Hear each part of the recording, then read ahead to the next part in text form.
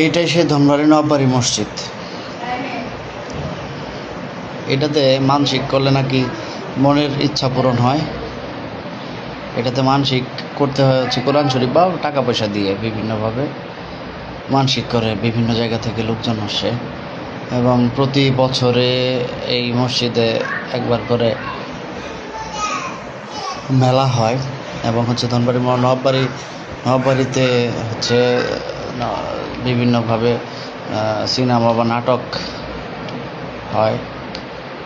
তো আমার ছেলে এটা দেখে নাই, আপনার ভাবিও একবার যদিও দেখছে, কাছ থেকে দেখতে পারে নাই। তাই ওদের আবদার যে ধনবাড়ি হয়ে যেহেতু যাব, সেহেতু যাতে মসজিদটা এবং ধনবাড়ি বাড়ির যেন দেখতে পারে, সেই জন্যই এই দিক দিয়ে যাওয়া আমাদের।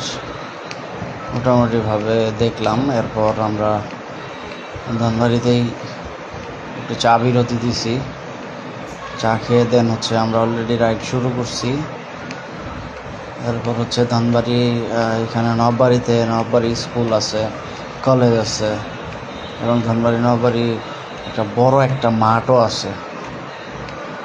যেটা হাতের ডান পাশে, এটা হচ্ছে ধনবাড়ি নবাব বাড়ি আর কি, নবাব এখানে থাকতো।